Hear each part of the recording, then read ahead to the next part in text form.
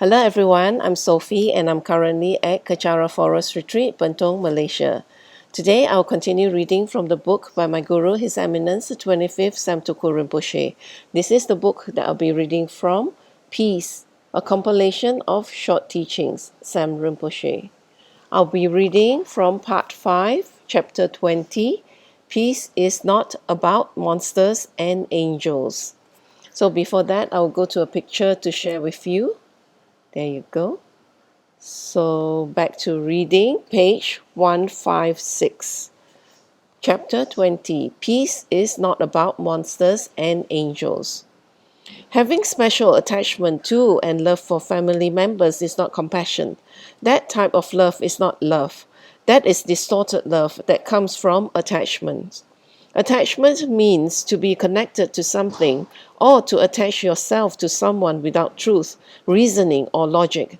After a while, you will realize that your love for your husband, wife, friends, parents, loved ones, and the people who have been kind to you is dependent on many factors: how they treat you, your mood, or what is happening in your life at the time.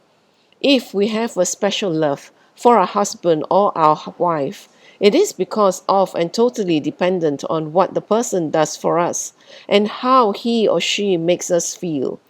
If they do things for us, then we love them. If they continue doing things for us, we continue to love them. In our lives, if, the most precious no, sorry. If they continue to do things for us, we continue to love them. If they stop, we don't love them anymore. The most precious people in our lives, like our parents, can become our worst enemies. There are people who never speak to their parents. There are people who can be the worst enemies with one person one day and the best friends the next. We may start by loving our husband and our children. That is the beginning of developing true compassion. But we should not stop there. We should not run around saying, I'm good to my kids, my mother, my father, my husband, and my friends. Yes, you are good to them. And if they were kind to you and you return their kindness. That is a very good human quality to start with, but that's just a normal quality. It's nothing special to develop and nothing to brag about. Even animals will follow you, guard you loyally, and have the capacity to love you and pay attention for you when you feed them, pet them, and speak nice words. However, their intelligence level is very low, so that is all they can perceive. Their love and loyalty to you is unchanging because their perception is limited. If we operate on a level where we love only our mother, father, and children, that is not compassion. It is afflicted emotion. We love our mother because she did something for us. She suckled us, took care of us, watched us, raised us, and was the first symbol of kindness when she offered us her milk, the first symbol of compassion. Having said that, according to Shantideva's Bodhicharya Vatara, we must start at that point, where we focus on an ordinary level on the kindness of a being who has been kind to us. Then we expand outwards. We should not just love our mother and people who have been kind to us for the rest of our lives and not love anyone else. Then we cannot develop universal compassion because this love is based on distorted views.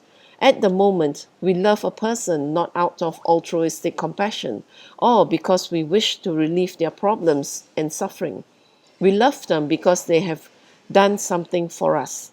We start there, but we don't end there. We can't spend the rest of our lives just loving our wives, husband, children, and people who are close to us.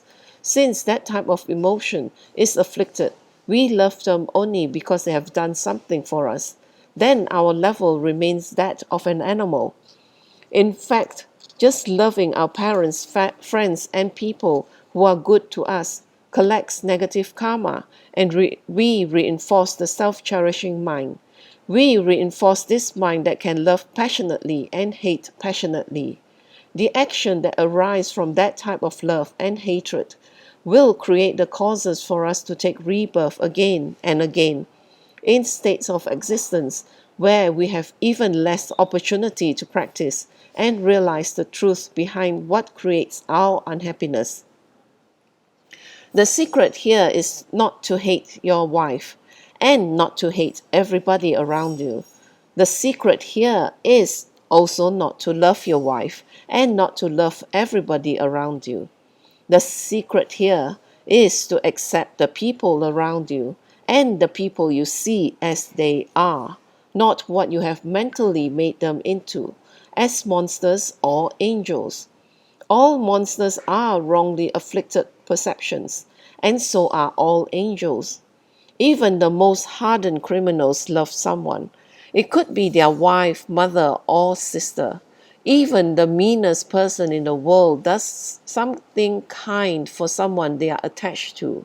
For example, even if everyone in this room was my enemy and I hated all of you, my opinion can change overnight if all of you grouped together and decided to help me, to give me whatever I needed, talk to me, and say something that I liked. And even while we hate a few people, it is not true hatred and it is not reality. The minute the causes or the conditions change for that hatred, our hatred changes. We have experienced that many times. Afflicted love and care and afflicted hatred and dislikes are two sides of the same coin because they arise from wrong perception of the object. It is not the object arising as good or bad, friend or enemy, black or white, positive or negative. It is our wrong perception of that being. A person who has realized that will not have any more enemies. He will also not have any more friends.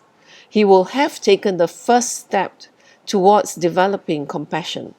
He will enter the bodhisattva level.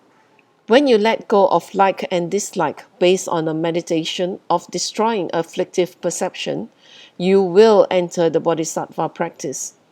Then you will not hate anyone and you will abide in reality. Reality is compassion. Realism is compassion. This compassion, this ability to love others regardless of what they do to you, is your true nature. If you have hated someone for a very long time, a brother, a sister, a wife, or a husband, let it go because it is just your perception.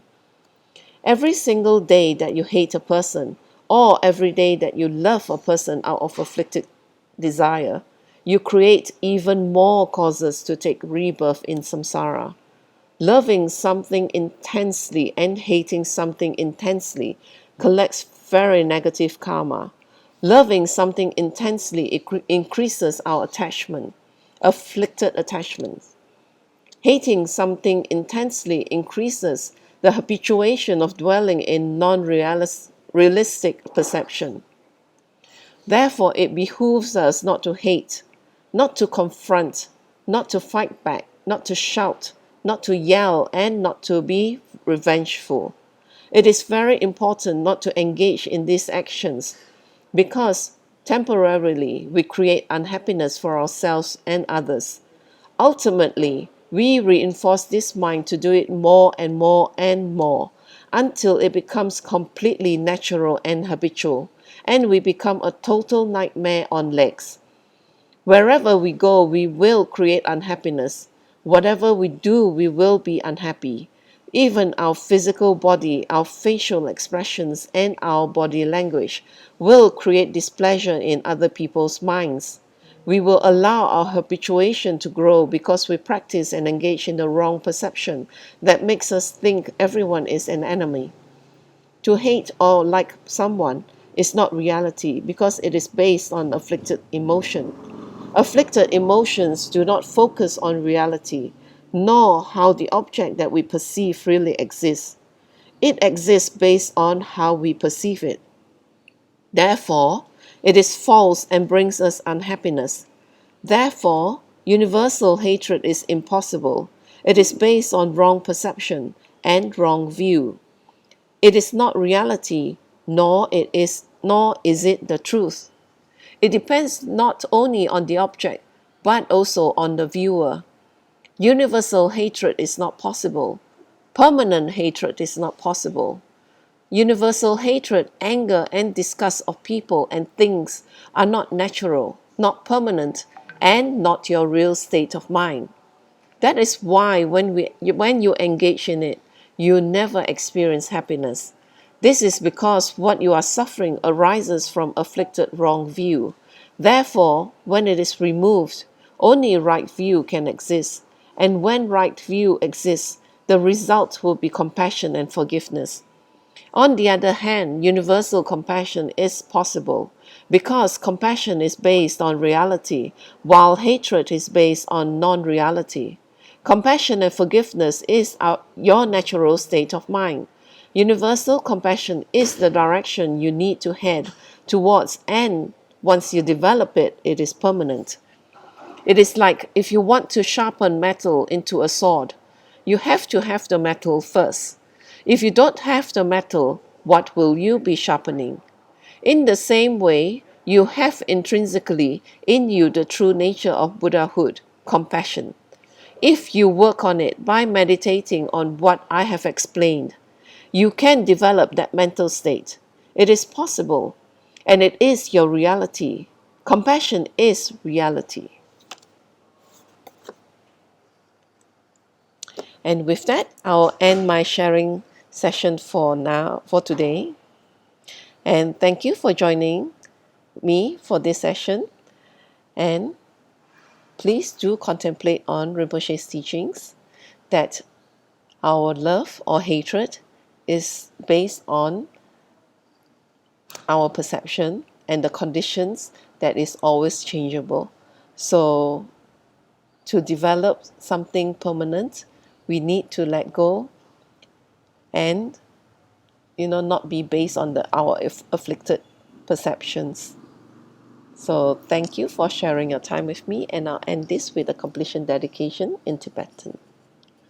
Jangchub Sencho Rinpoche, Mage Panam Geyishi, Ge Panam Pame Payang, Goni Gondu Pewashu, Toni Towa Rinpoche, Mage Panam Geyishi, Ge Panam Pame Payang, Goni Gondu Pewashu.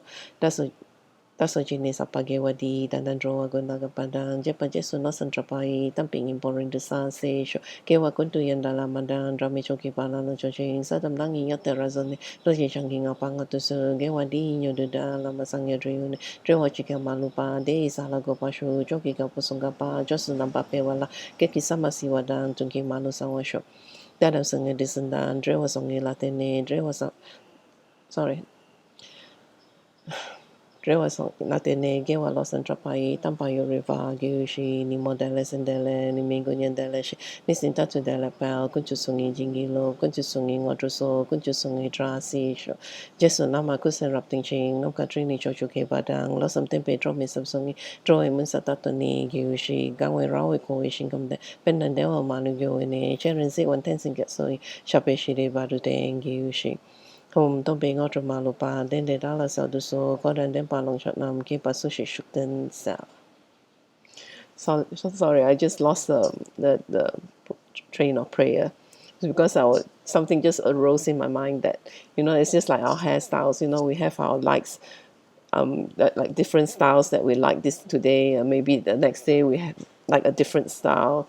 So it's our moods are always ever changing and the conditions are ever changing, so which is why everything is quite impermanent, and therefore what we feel and what we perceive are not very permanent, and our true nature is really actually compassion for everyone, and everything in its natural state of mind. No, there's no likes or dislikes. No matter how they treat you, you will still feel compassion for them. So thank you, and I do hope that you will join me for my next session.